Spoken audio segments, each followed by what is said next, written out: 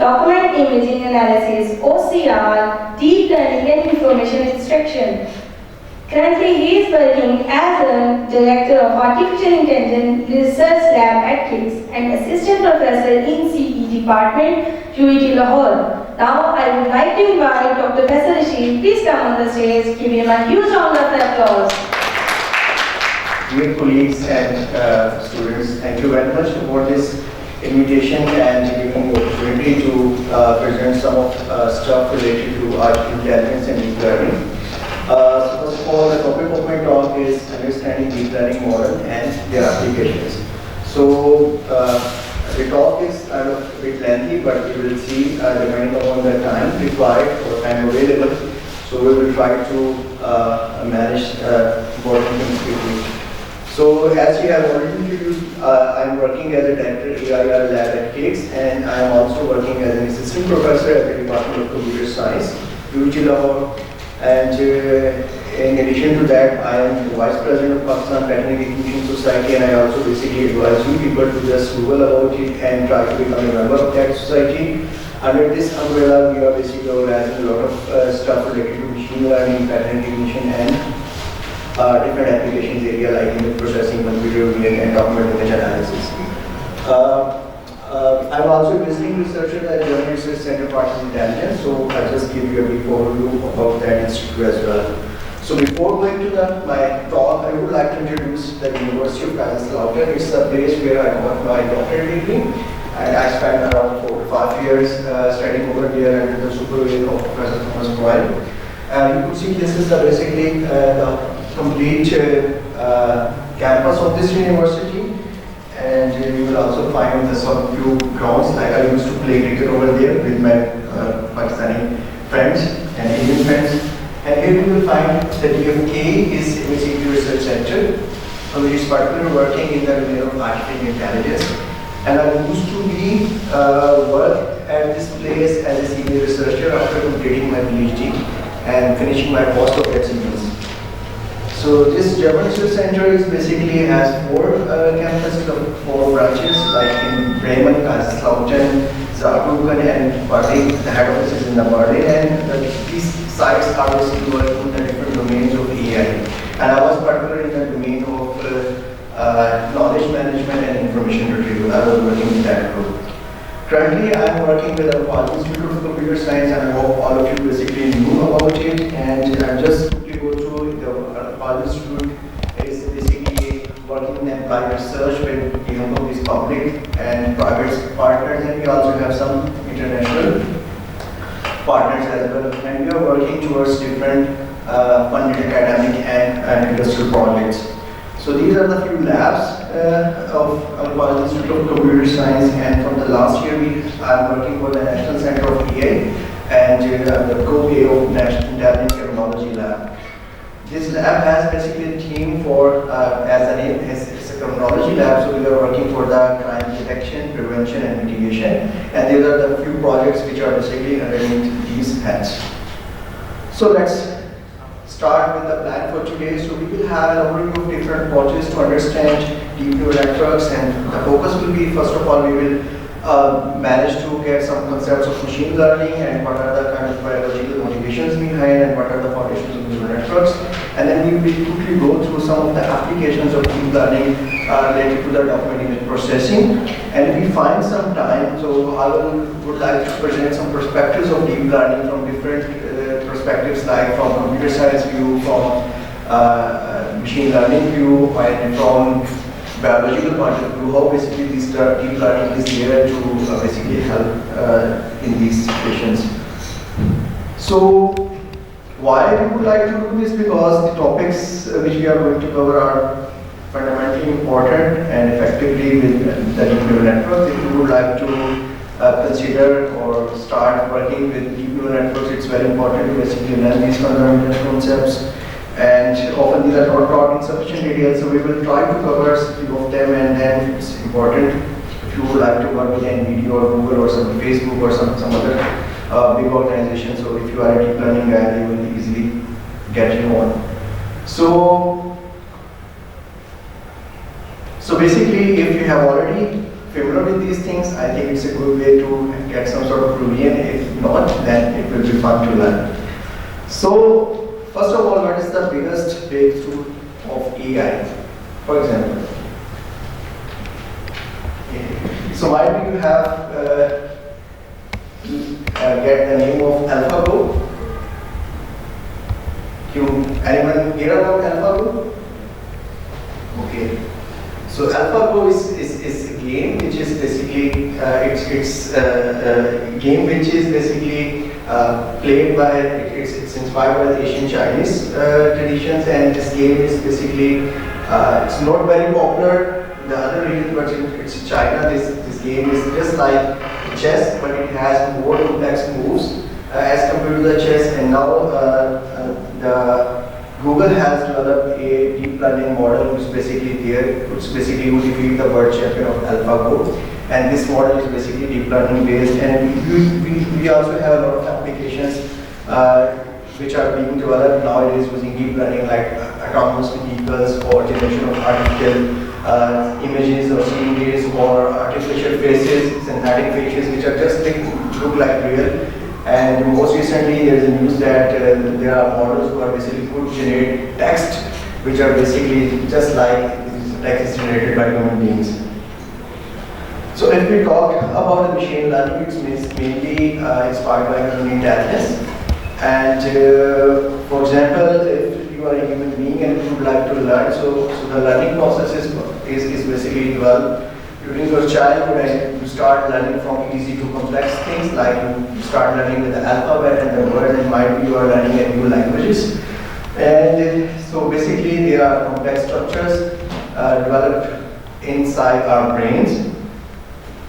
So if we talk about machine learning, what is that? For example, you have this image, and this goes to some sort of machine learning algorithm, for example, neural network, and the outcome of this image might be the recognition of that object. So this is one kind of example where machine learning could help if you want to do object recognition task. So you could pass this image to the machine learning algorithm or neural network, and it helps you to basically classify it. And unsupervised is basically we are doing clustering, feature learning, or we are basically doing some sort of principal content analysis or independent content analysis or something like that.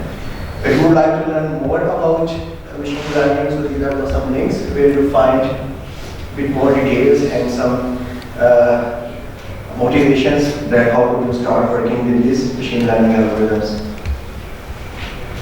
So it's very important to learn few key terms when you start working with machine learning or deep learning or neural networks kind of stuff. So for example, the machine learning where the computer learns without being specifically programmed, it's a branch of AI, so computer science, where you basically make machines learn by themselves without any specific writing any specific program to solve a certain task.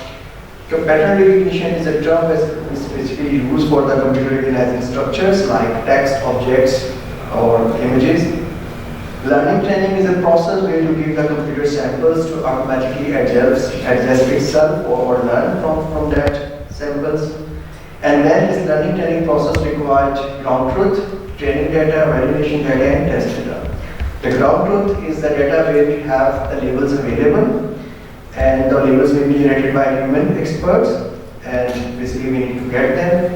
And then the training data is the representation of samples or patterns which you basically pass towards the machine learning algorithm so that the training process could be initiated and completed. And the validation and test data is basically used to evaluate the efficiency and performance of your training models. So normally these are the distributions when we are working on this kind of stuff, that how much amount, if you have this complete data, so how much amount should goes to the training, testing and validation data sets. Now, what's a deep learning? So it's a buzzword to get more funding, to get your paper accepted. So mostly what we are doing is machine learning, but now with a new name of deep learning. So typical neural networks which we are basically using in the deep learning are the convolutional neural networks, CNNs, and the long short-term memory networks, LSTM networks. These two networks have a lot of applications in image recognition and as well as sequence learning tasks, and we basically basically my area. I mainly worked in the document image analysis during my PhD, so I use these networks for the document image analysis perspective. So why these things basically came from? So what is the motivation behind it? So if we talked about this neural network or specifically machine learning, it's inspired by human intelligence, and the neural networks or ANNs are basically inspired by actual neural networks or actual neurons or biological neurons which basically are being contained to process all this kind of stuff. So if we look at a typical neuron, so it's basically consists of, it's just a biological cell. I hope you have already learned during your high school standard, like we have a cell and then the cell contains the nucleus. Then it has axon, dendrite, and some connected synapses. So it's just it is a proportion of some sort of proteins or chemicals inside. If you ask from a biologist, and a typical brain has around more than 10 to 11 neurons.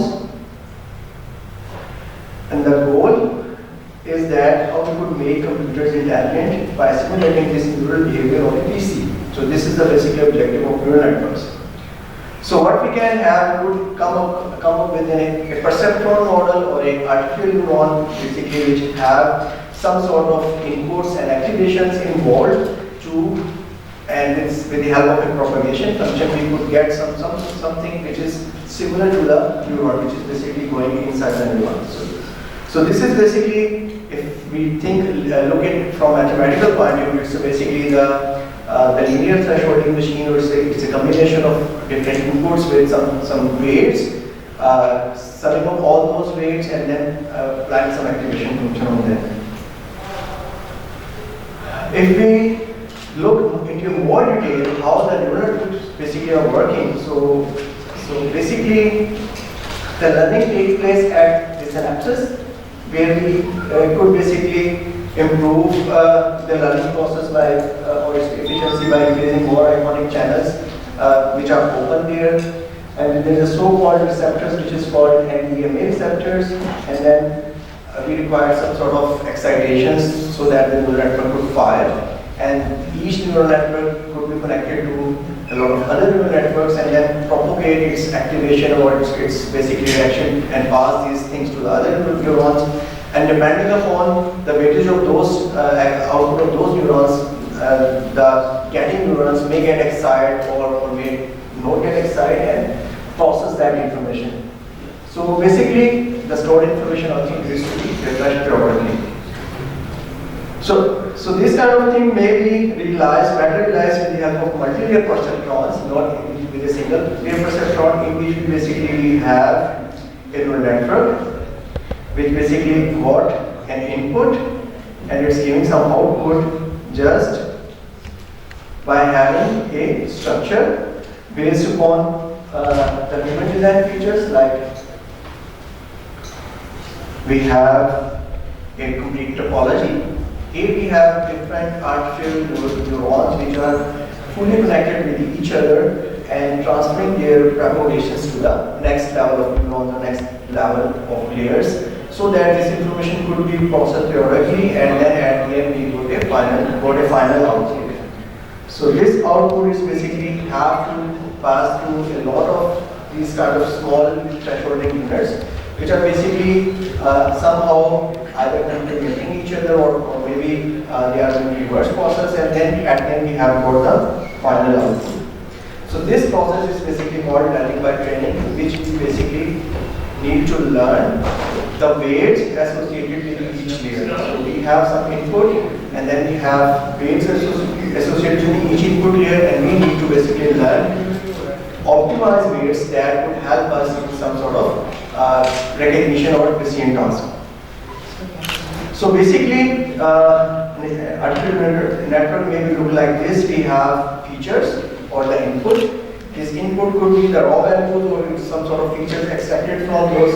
For example, if we are working on the images, input could be the raw pixel of that images, or maybe some high-level features like edges or something else, or shape descriptors. And we pass this input to the input layer. And then we have a hidden layer, and at the end we have the output layer, which is basically responsible for the output. So we have a feature vector at timestamp t, and then there is some sort of propagation which goes from these layers. And we have aggregation function and activation function that work together to produce some output. What we require for training basically, so our output is basically depending on weights for aggregated layer and the training of weights by using the back propagation algorithm. So this algorithm is basically used by we have given this name to basically train a neural network model in which we basically have a forward pass and we have a backward pass. The forward pass means we pass all the information in a forward direction to the neural network and we get an output, and then we compare this output with the standard output and we do some sort of error.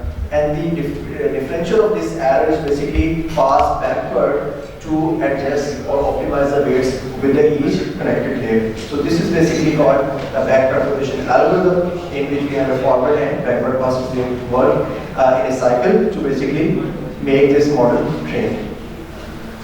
Now, so this is basically the kind of foundation or basics of machine learning or networks that we should have to work further with the deeper architectures. So, if we think about the deep learning view, so what kind of things you should know about? So basically first of all, when did deep learning start? If you have any idea? Maybe in 2014 with the AlexNet object recognition. So maybe the rise of the deep learning, or back in 2006 when this American trio started working on deep learning, and these are also the people who work the Turing Award of AI with their work in this domain. Any idea?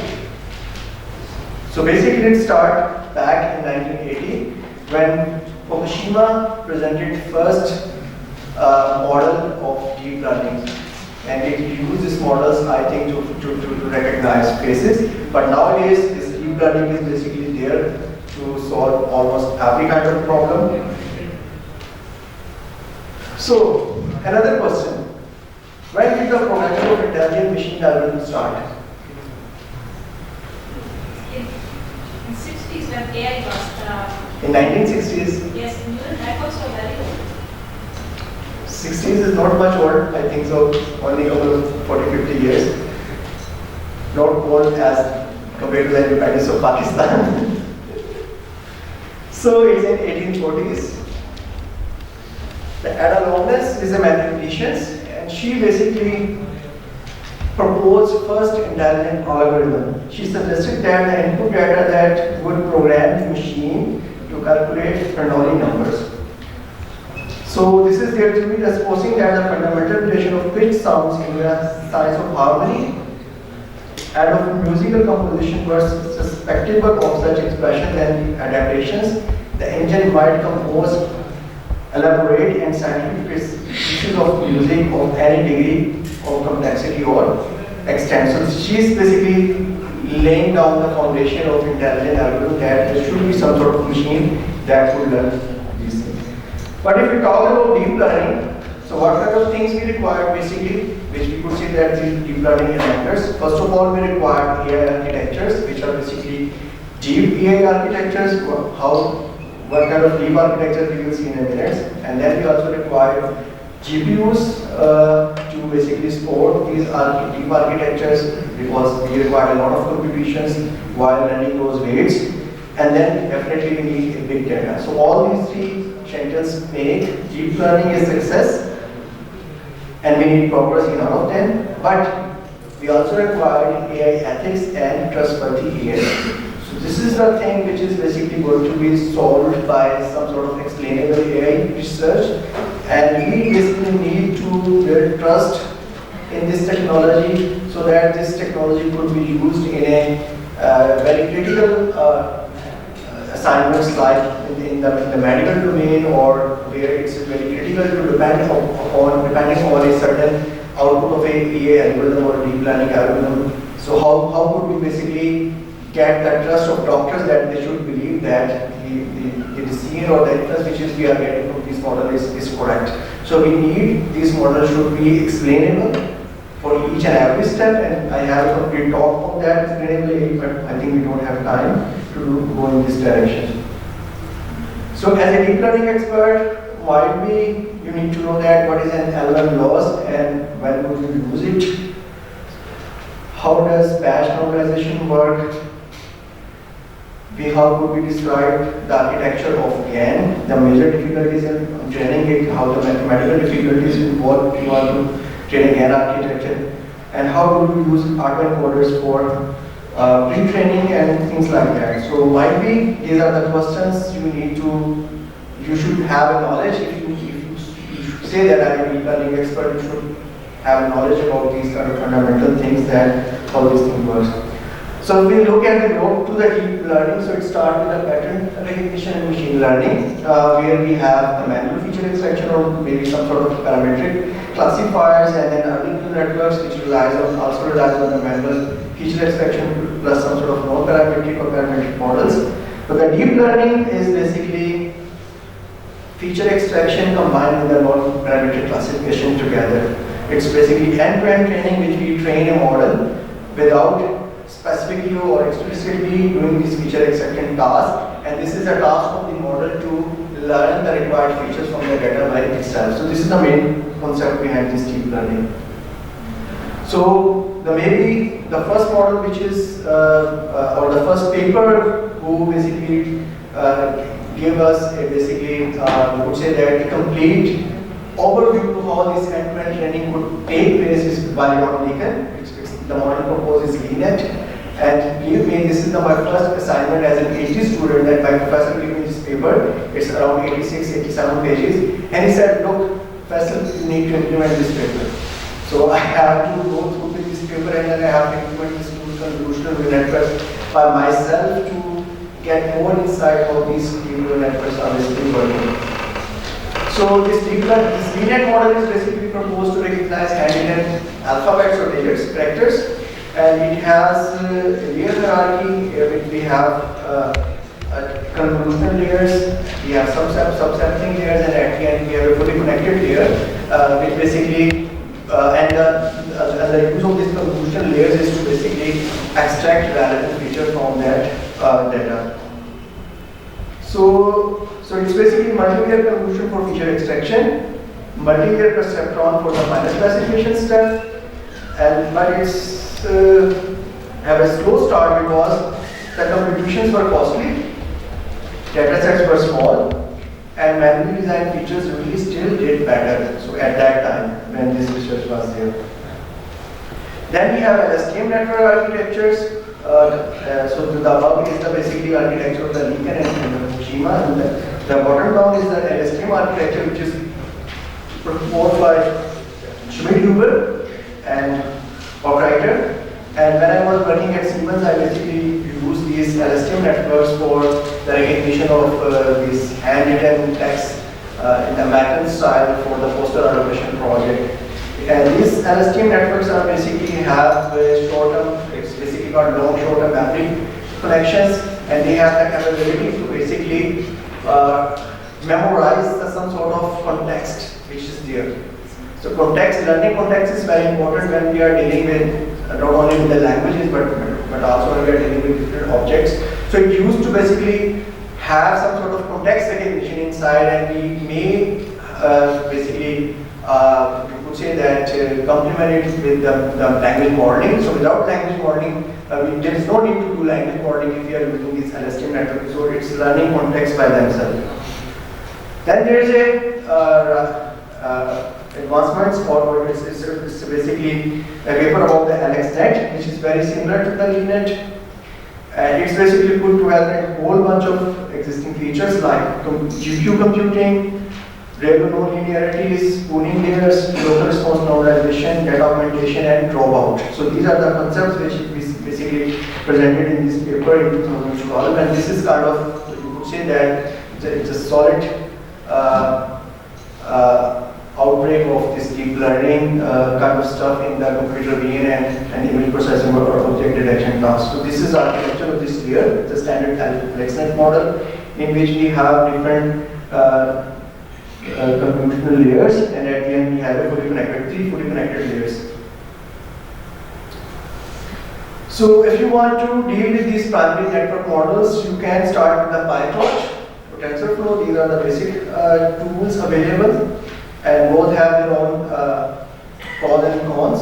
So TensorFlow is basically for the industry standard. That it's a good if you are working on industrial projects. You do TensorFlow. It has more kind of required more programming concepts and required more hands-on. On the other hand, PyTorch is a kind of easy to understand, easy to implement. If you are working in academics and just want to publish your research, you can go with this PyTorch implementations of these models. Okay. So if we talk about different perspectives of deep learning, so these are the very deep neural networks. For example, we have different kind of layers. And the purpose of these layers is to learn features, maybe the low-level features to the high-level features. For example, as you've seen that in the layer 1, we are learning a very primitive features like edges, and in the layer 2, we have more high-level features, and in the layer 3, we are able to learn the complete phases, we could say. These models can be used to learning of sequences. If you have a sequence learning task, we could use these models. And even you could learn different kind of concepts. So it could be used for the concept learning, like the concept of sky, building, trees, and things, and we correlate these concepts with each other, their relations. We have distributed training as well. So if we have a lot of data and it's not possible to do on a single GPU or a single computer, so we could think about a distributed architecture where we can perform training, petabytes of storage of hundreds servers and hundreds of nodes working to train the network models.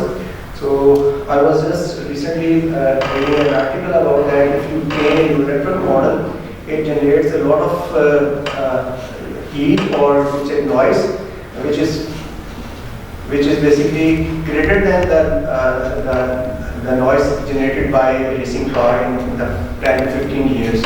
So these kind of basically, you could say that how costly to train these models.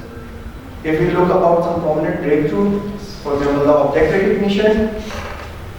So you could easily basically recognize these things like mite, container shape, motor scooter, leopard. I don't know, it's quite visible. So which has some sort of confidence. And then the ImageNet is a very large visual recognition challenge, which is basically there to explore your strength in this domain. You could basically get this ImageNet and then try exploring different models, apply more things. The model as this deep learning is basically working in production in every kind of thing like speech recognition, recommendation systems, autonomous driving, real-time object recognition, robotics, real-time language translation, and many more. You need to think about, and you will find the applications of deep learning models everywhere. So maybe superhuman performance reached. I don't know.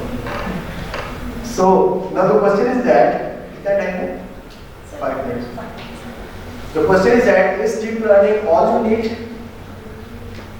So, अभी हमने देखा it's kind of we reach to the superhuman performance. So if everyone is basically talking about deep learning in every application. So this is the thing which really we need. Jay? Not necessarily. Not necessarily. Conventional hackers asking about that. Okay, so it is basically really dependent on your problem domain. So what kind of problem you have in your hand, it's not like if you want to kill an ant and you require a Kalashnikov to kill that ant, maybe very harmless creature, I think maybe you don't kill that ant. Okay, so maybe we require some advances in deep learning, the domain of independent advances which require basically researchers to work in these things. Like we have this propagation like LeanNet 5, LXNet, UEG, ResNet, we are still developing, but we also need to do research to improve the trustworthiness of these models so that they could be adopted by the domains which are basically very sensitive to work with. And these are some other concepts, for example, the GPU review, dropout, max pool, how they are basically correlated with these things. For example, let's think about the dropout. So it's not like that you train a model and it's there. We need to do a lot of experiments to have a very good model out of your things. And so we train many models and averaging them. Often it gives the better result. This may be viewed as an approximation of a fully Bayesian feature or procedure, and dropping out units and then averaging to approximate this behavior. So this is kind of, we are basically not try to learn the rigid things. We are working in the soft domain as well. But the thing is that no free lunch theorem. Is anybody knew about it? Okay, I'll explain this. If an algorithm performs well on a certain class of problems, that it necessarily pays for that with degraded performance on the set of all remaining problems. So it's not obvious that if you have an algorithm which is working very well on image processing and you could apply this algorithm for the speech processing or speech recognition tasks, you will get nothing on that. Now the question is that how could we basically get a general problem solver or general intelligent machine that could do anything, just like a human being, who could recognize, who has a memory, who basically could recognize speech, could recognize vision and things like that. So then there is another thing is basically the relation with the Bayesian theorems. So for most decision rules, you can find some priors that make the decision rule bias optimal. The question is that how we could get these priors from the nature or from the, so we could basically approximate using these models so that we cannot get the exact prior from the nature. So the conclusion is that there is no single universal neural network that do everything, so the domain matters.